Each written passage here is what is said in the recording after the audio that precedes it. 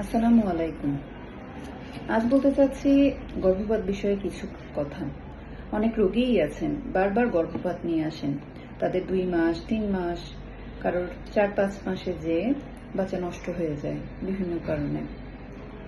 তো এই বিষয়টি অবহেলা না করে, একবার গর্ভপাত হলেই অবহেলা না করে আপনার কারণ জানার জন্য ডাক্তার দেখান।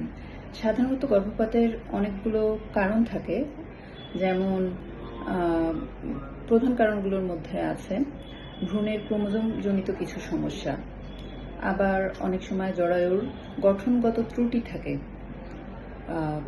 জরায়ুর গঠনগত ত্রুটি, যেমন জরায়ুতে তো একটি চেম্বার, তারপর তো দেখা যায় অনেক সময় 2টি চেম্বার থাকে, জরায়ুটা বিভক্ত থাকে।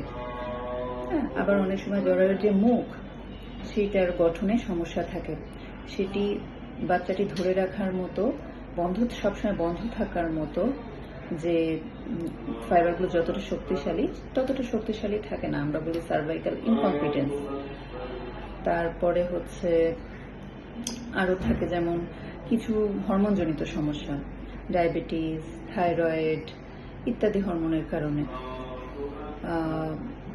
তো আবার অনেক সময় একদম নির্দিষ্ট করে কারণ বলা যায় না, ইমিউনোলজিক্যাল কিছু ফ্যাক্টর থাকে যার জন্য বারবার বাচ্চা নষ্ট হয়ে যায়। এছাড়াও মায়ের যদি শেষ দিকে বাচ্চা নষ্ট হয়, বা অনেক সময় দেখা যায় মায়ের আগে থেকে উচ্চ রক্তচাপ, আর ওই যে বললাম অনিয়ন্ত্রিত ডায়াবেটিস, এসব কারণে। তো একটাই কথা, আপনার যদি একবারও গর্ভপাত হয়ে থাকে আপনি দ্রুত ডাক্তার দেখান। ভালো থাকবেন। সবাই একটি সুস্থ বাচ্চা নিয়ে হাসি মুখে বাঁচবেন, এটাই তো।